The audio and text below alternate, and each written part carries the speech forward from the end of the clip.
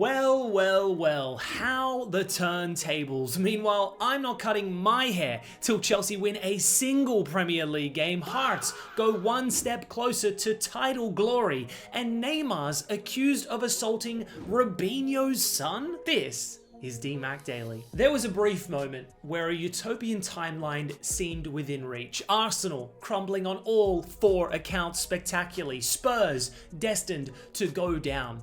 It would have been generational if true. But plot twist, the timeline has suddenly shifted. The European champions are finally stringing together some form, and City, well, ironically, they're the team who appear to be bottling it when it matters most. The Gooners are gooning again as the title race swings back into their favor following an absolutely bonkers clash at the Hill Dickinson. It was never going to be easy for City. Everton are a very good side. They're on the hunt for European football themselves. Yet City looked to be in the ascendancy when Doku, on his weaker left peg, curled one in on the stroke of half-time. That felt like a big moment, yet in the space of 12 minutes in the second half, City's entire season turned on its head. Guehi, their January addition, who's been fantastic thus far, completely misjudged a simple back pass to his keeper, and Barry pounced. Minutes later, a set piece caught out the citizens, and it got even worse shortly after. Capitulation of the highest order. However, credit to City in a way because they didn't completely fold, unlike some of their fans who walked out of the stadium with over 10 minutes remaining. Embarrassing stuff. The players immediately responded, with Haaland's delicate finish making it 3-2, and there would be more drama to come as in the 97th minute, the last kick of the game basically, Doku picked up the ball on the edge of the box and curled it home to perfection, this time on his right foot. Unbelievable stuff. City still dropped points in the end. This result could still cost City the title, but at least they didn't come away completely empty-handed. Now, the Gunners will be somewhat conflicted. They'll be obviously buzzing. City dropped points. How good for them. Although they now know one minor slip and City are still within reach. That being said, the reality for Arsenal now is that they have 3 league games remaining, all against sides in the bottom half of the division. 3 wins and the title is theirs. It's that simple.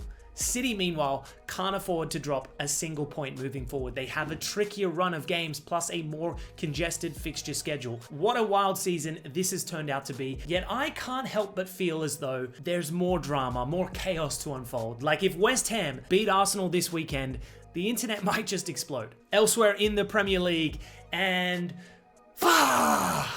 sorry, I had to let that one out in advance, because what do you mean Chelsea just lost their 6th straight Premier League game? What do you mean Chelsea just lost their 6th straight Premier League game to a relegation battling Nottingham Forest? What do you mean Chelsea just lost their 6th straight Premier League game to a relegation battling Nottingham Forest that heavily rotated their squad? They rested 8 of their starters today. This lot treated Chelsea away like a Carabao Cup tie. I didn't think the bar could get any lower for this rotten excuse of a football club, but here we are. I'm starting to hate watch my own team. It's sick, I know, but a part of me wants this group of players to keep losing for the remainder of the season because they don't deserve European football in any capacity, and I understand the imminent financial implications of not qualifying for Europe. That would be devastating for Chelsea, but this clown show warrants nothing. At this point, I wouldn't even be surprised if Forest went on to finish ahead of Chelsea. They're only 2 wins shy of the £4 billion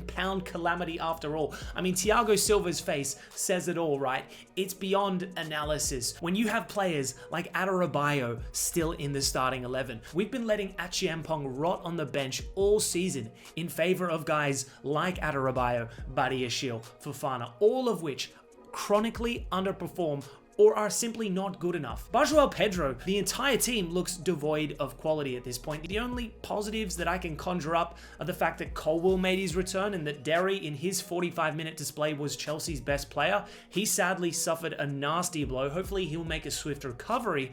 But that first half, he showed more promise than Project 49 has in months. Hopefully now, some of the fan base can recognize that Rafinha alone, as cringy as he was never the real problem at this club. Chelsea have been spiraling for some time. I'm not sure a manager can fix the larger systemic issues at the club moving forward, but boy does this club need to bring in a competent manager, because otherwise they could be genuine relegation material come this time next season.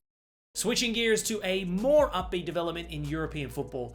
And Hearts Football Club is doing something special right now. Yesterday, I spoke at length about FC Thun's miracle season, winning their first major trophy in 128 years as a newly promoted side in Switzerland's top flight. Unbelievable stuff.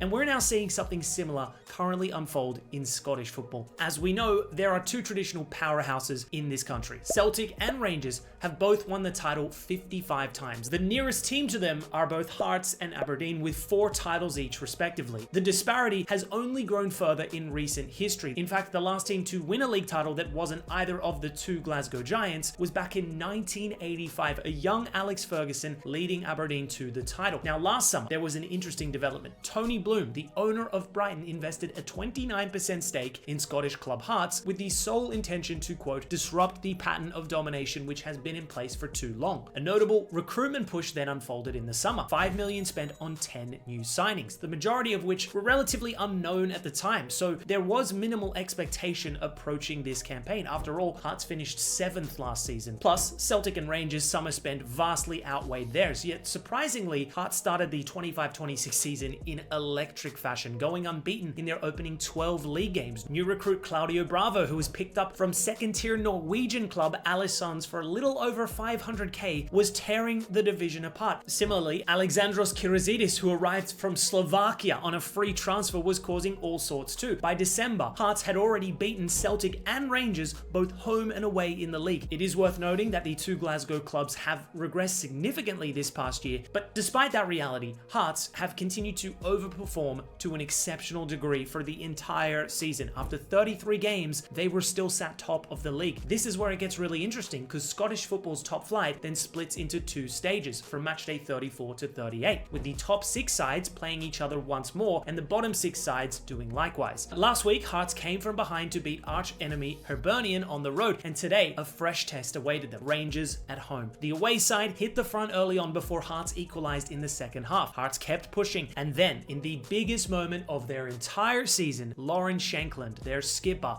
their leader, their top scorer, popped up with his 18th goal of the season to send the home fans into delirium. Hearts went on to win this game 2-1 and now remain 3 points clear at the top with 3 games to play. We're on the precipice of the most unlikely of title triumphs, a first in 66 years potentially for Hearts. However, there's still 3 cup finals for this Hearts side to conquer. It could realistically go down to the final match day, which just so happens to be an away day at Celtic Park. What an incredible story this is turning out to be. Moving to South American football news, and an absolutely wild story is unfolding in Brazil via Santos and via who else but Neymar. As we all know, the Brazilian icon is in a race against time, trying to make his way back into the Brazilian national team fold, but this development is the absolute last thing he needed, as it's being reported now that Santos have launched an internal investigation following allegations that Neymar assaulted a fellow teammate during a training session. As if that headline wasn't insane enough, the alleged victim is none other than Robinho Jr, son of former Brazilian international Robinho. Now, according to the reports, tensions escalated after a moment in training led to a confrontation between the two. Robinho Jr, who is only 18, has accused Neymar of verbally abusing him, tripping him, and then delivering what was described as a violent slap to the face. His representatives have since submitted a formal complaint requesting an urgent meeting with club officials, and even raised the possibility of terminating Robinho's contract, citing what they describe as a lack of minimum safety conditions within the club environment. In response, Santos confirmed that their legal department has opened an investigation to establish the facts and determine any potential consequences. The club is treating the matter as serious, given both the nature of the allegations themselves and the high profiles of those involved. Despite the severity of the claims, there are also reports suggesting that Neymar has apologized following the confrontation and that the situation may have been partially resolved between the players internally. So that's the latest as of today. This is obviously an ongoing situation, so I expect further updates in the next 24 to 48 hours or so. I will say the optics of it all are objectively terrible for Neymar. Understand, the narrative he is desperately trying to sell to Ancelotti right now is that he is both good enough physically and mentally for the biggest stage in world football. Beefing with 18-year-olds is the absolute last thing he needs right now. He's come under a lot of criticism since moving back home to Santos. But he ended 2025 in a positive light, and despite the continual fitness woes in 2026, his performances have been fairly promising. Yet this latest headline is severely damaging to his World Cup dream, one that hangs in the balance at this point. And who knows, maybe the reports are entirely inaccurate. Brazilian football media can be dramatic at times, but these kind of antics from Neymar aren't exactly unfounded, are they? Man, I just want the drama to subside, you know? I want to see the Unk goats all gear up for one last dance. Neymar, Messi, CR7. Is that too much to ask for? I think when it comes to a certain Brazilian, it might just be, sadly. Anyways, guys, that's all for today's DMAC Daily. Appreciate y'all tuning in as always. We got UCL semis tomorrow, 2 exciting documentaries in the background. Stay tuned for those. World Cup is a little over a month away too. I cannot wait for the sheer chaos of it all. Lock the frick in, and I'll see you tomorrow.